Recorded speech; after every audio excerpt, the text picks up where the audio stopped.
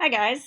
Today we're going to do a quick learning path about Pontiac's Rebellion, which in fact plays a pretty major role in understanding the causes of the American Revolution, strangely enough. So I don't want this to take too long. I'm going to talk a little bit through this, and then I'm going to show you a brief video clip. We're going to watch it together. And then there's going to be some really quick questions that I posted on It's Learning that you have to answer. So all in, it should take no more than 20 minutes. That's my goal, to keep whatever I'm, putting out there to you for about 20 minutes. And that's that. So hopefully you're watching this. Hopefully you start submitting some of the things that I am putting out there, enriching your lives with this material. So if you don't get a chance to watch it today, it's going to be up there tomorrow. So, okay, here we go. So let's have a chat a little bit about Pontiac's Rebellion, right? So, ooh, hello, it's Pontiac's Rebellion. So Pontiac is a leader of the Ottawa tribe. So here we go, right? So, and this map is really, really tiny, but over here, this is the Great Lake region. Okay, so that's where these uprisings are taking place. So French and Indian War has ended. Indian tribes are resentful of British power, right? They're accustomed to the French, who were much more lenient and kind of like let Indians, maybe control their own land. And increasingly, they're furious with the way the British are treating them. They're not treating them as equals. They're treating them as second-class citizens. They're treating them as colonial subjects, right? This is like nothing new. We watched We Shall Remain, so we know how that goes. This in and of itself, this uprising, which leads to pretty much a very early on Indian victories, winds up leading to the British winning. But the way this rebellion starts is kind of incredible. And I have a video clip to show you. The video clip in and of itself, and we'll come back to the British, Sir Geoffrey Amherst. That's who Amherst College is named after. Amherst wants to give Indians, the blankets from people who had smallpox, which means he thinks that they could get smallpox. And so that's pretty gross and terrible that he's interested in using blankets from smallpox victims to hopefully, kill off the Indians. So all of this is going to lead to the British making a decision to reorganize their territory, and kind of like what they do is they draw this line right down there, and they're like, yeah, American colonists, don't go over there because we can't really protect you. But the video is my favorite part of this whole thing. I want to be very clear about what this video is. Ignore this stuff over here. This video is terrible. I want to be very clear about that. It's not good, but it's one of the reasons I love it so much, is because it's so cheesy and just bad, and the people look at you and chat with you, and we're going to watch it together. I'm going to watch it here, and you're going to watch it, and every now and then I can put my closed captions on so you can read it if you want to follow along. It's just this. It's cinematic, perfection. So let's take a look and see Pontiac's Rebellion in real time. Bonjour, Louis Nishna, Brethren, the English have treated us with much disrespect.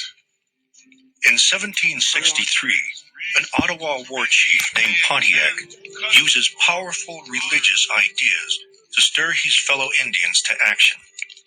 The Master of Light took Nowland by the hand and gave him a fancy hat. Okay, so pause here. This is like religious and spiritual, like stuff that does not make any sense to us, but does make sense to the indigenous people who are listening to Pontiac deliver his message. Pontiac tells them of the visions of a Delaware Indian prophet named Nowland, and his encounter with their creator, the Master of Life. The Master of Life spoke to him.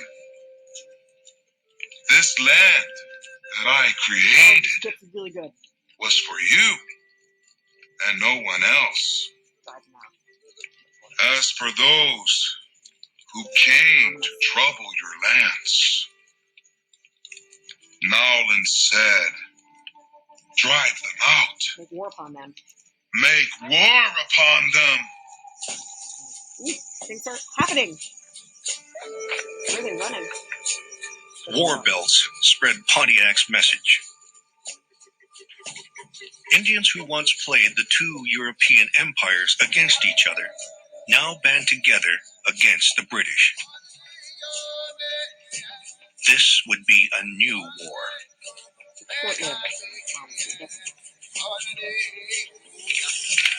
Oh, it's lacrosse! Fort Mitchell-Mackinac! Which is like the Great Lakes. On the morning of June 2nd, 1763, warriors from the Ojibwe and Sauk nations are engaged in a heated game of bagatoué, or as the French call it, lacrosse. The game is entering its third day outside Fort Mitchell-Mackinac on the northernmost reaches of modern-day Michigan. That's about to go down. Oh, this We know okay. of the game that day from... Pause here. So the reason this video is not good in and of itself is just like the production's kind of gross, but like they take the primary source accounts of like the people who lived at the time, and then they have actors like recreate it, and it is so bad. I love it. I love it so much. So cheap. From the writings of one of the first English traders to venture into the territories, Alexander Henry. I did not go to see the match, which was to be played outside the fort, but rather employed myself in writing letters. Loser.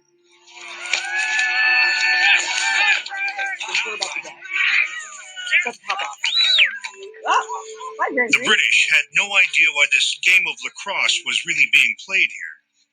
They didn't realize that Amherst's reforms had insulted and enraged the native people. And they had not yet heard a very important piece of news. Only the Indians knew that a month earlier, Pontiac had inspired an Indian attack on Fort Detroit. Make war upon them. It was a sign of things to come. And now it comes to Mitchell-Mackinac. I would watch this if this was a movie. Look at this! Are you ready?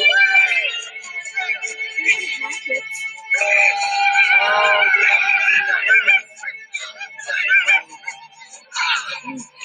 yeah.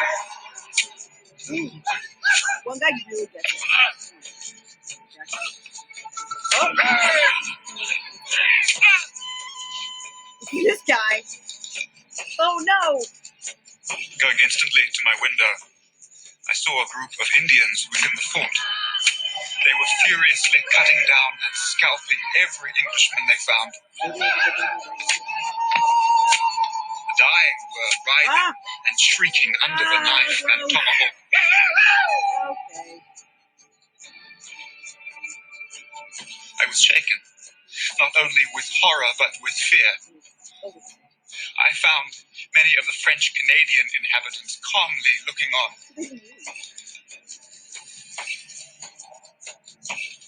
The attack at Mitchell-Mackinac would be repeated as one British outpost after another falls to the Indians, and as new war spreads across the land.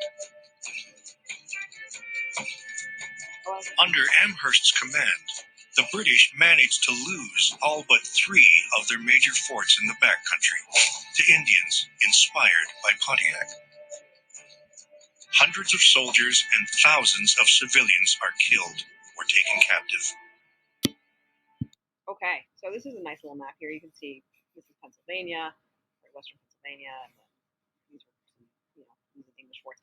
Ultimately, though, just so you know, we'll go back to, here we go, right? Spotlight.